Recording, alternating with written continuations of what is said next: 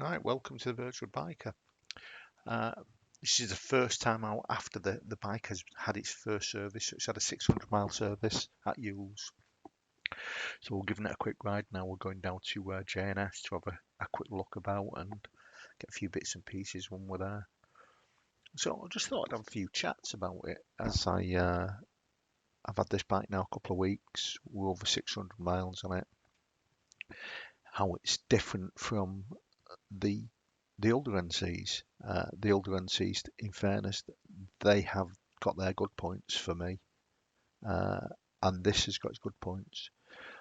I believe the 2023 model or 2021 onwards, as it's it's designed more really for road purpose and commuting. The bike is a lot lower, the handlebars are wider, the throttle response is a lot quicker than what the previous one was. Absolutely wonderful bike to handle. Fuel economy at the moment, to be quite honest with you, is about the same. Uh, it's allegedly a lighter bike. It doesn't feel any lighter, to be quite honest. As you heard it, and that's being dead honest, my personal view on it. Uh, there's certain things that I don't think are as quite as good. It's like the switchgear on it, the indicators on it are really, really hard to deal with. And the indicator lens, the dash from the old one, when your indicator was on, it was directly in front of you. It was just a better view. You could see it more clearly. So I'm going to on this one. I'm going to actually get a little. You can get a little tone sound that you can attach to your indicators. Uh, the the Dunlop tyres are terrible. In my view, they're absolutely terrible tyres. Not impressed with them at all. Uh, been out with them in the wet and in the dry, and they're quite slippy for my liking. So I'll run them until they're more or less due to change because I'm not going to waste £300 on a new set of tyres until they're done. Fuel economy, great. I'm getting 80, 90 to the gallon, driving it easy. If I start actually opening the throttle a little bit, it then becomes a different ball game. It drops down a lot. You're down to 60s, which is still very good on these. Now, as we go on as well with this, we're going down the lanes now through towards Highly in that way. And for this sort of road work, it's fantastic. It's absolutely comfortable. The seat, let's get onto that compared to the old one. Uh, I personally think the older seat was a little bit better. This one seems to have just a little bit less padding in it. Still very good. I personally think it does push you more towards a tank. There was always a big thing about the old seat on the old NC pushing you into the tank. And I found, yeah, it did happen, but not as much as what it does on this. The build quality on this, personally, I think it's better. I mean, the finishing touches with these are absolutely untrue. Uh, the performance of it, the way it picks up, uh, it's a much quicker bike than the older one. Certainly from takeoff it is. Top end, there's not much difference between them. In fairness, although I've not had this at top end, although I did have a bit of a play on. We've just got to up towards Stretton now, and I've got a couple of BMW SR1000s behind me. I'm out with my nephew with a CBF 1000, uh, and this is an absolutely lovely little road up here. And it's the first time since I've got the bike that I've actually put in sports mode.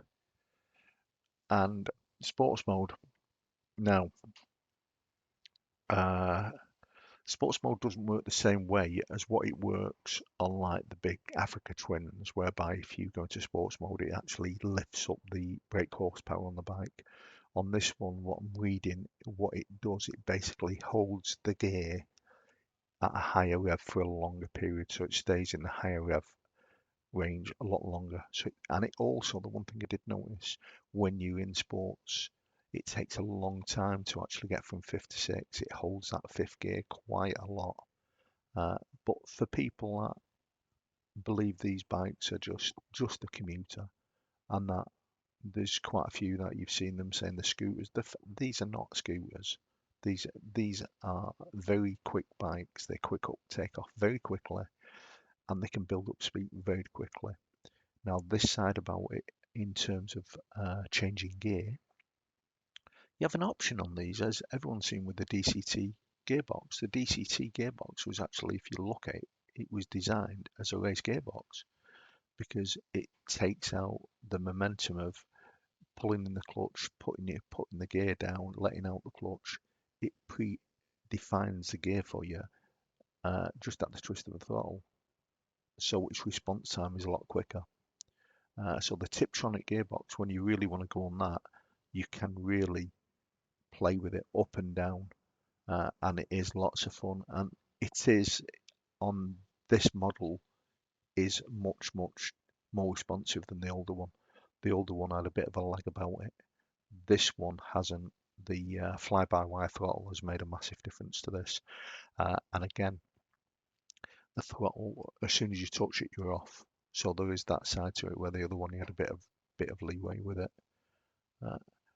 Comfort-wise, fantastic. Like I say, the big downside for me, Honda shouldn't have really lowered it, but you've got the side. It's been lowered, and it certainly does handle better on this type of riding on the roads uh, than it did prior. It does stick to the road, but you do feel awfully low on it. I think it's about 20 centimeters lower. I'm not going to go into all the stats on it. There's plenty of people that have gone out there that do all that. But my honest review on it is it's an absolutely beautiful bike. So if you're going to have one of these, you'll be able to do everything. And I suppose if you put better off-road tyres, you could do light lanes on it, and that's as far as you'd go, I would say. There's not a lot of ground clearance on them. And as I say, it's a very strange thing about them. Even though they're a lighter bike, they feel heavier top end than the old one. And I had to go on my mate's NC just a couple of days before this one, the older NC, just to refresh my mind on it. And they do ride differently, the bikes. They are different bikes. I wouldn't ever say put people off, but my personal view is don't jump out just to buy the new one. My honest opinion, I'd have been happy with either one. In my personal view, I wish I've still kept my first NC that I had, which was the blue one, which was really comfortable. But you change bikes, that's what happens. You've got to try different bikes, and you've got to see what they work out like. But anyway, I'll let you watch the rest of this now. I'll put a bit of music to it, and we'll go to JNS. Day gets a bit miserable, but as I say, an NC, if you can get on one and have a ride on one, and you're not an NC lover, get on one and ride one. You'll be very surprised how good a bike they are, and the differences between the old NC and the new one. As I say, my honest opinion, one is not better than the other one. They're both exceptional bikes, exceptional build quality. Servicing is a bit expensive.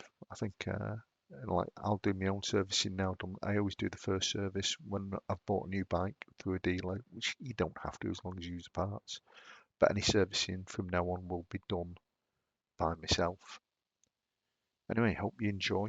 Leave some comments, and if you've got one, let me know. Tell me what you think about it. Tell me if you think it's as good as the old one, or if you've ever had the old one, or if you've got the new one. Anyway, Birchwood Biker, enjoy yourself. Some nice roads. Have a good look. Thanks for watching.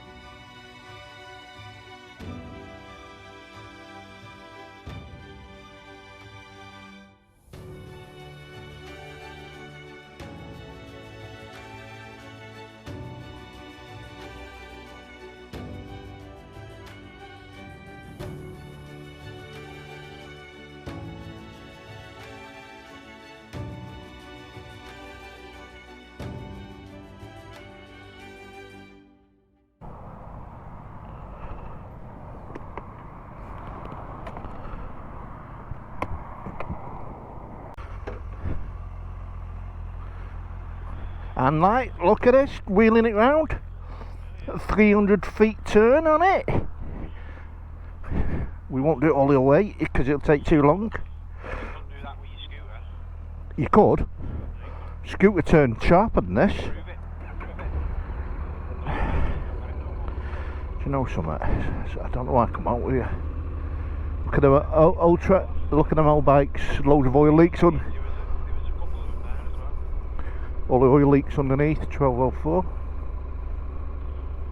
Ah, I enjoyed that. Thank you. I'll tell you what, the only thing that what would appeal to about getting a superbike, you get fit birds all around you, don't you? Well, you wouldn't. I would. No, you wouldn't. I would.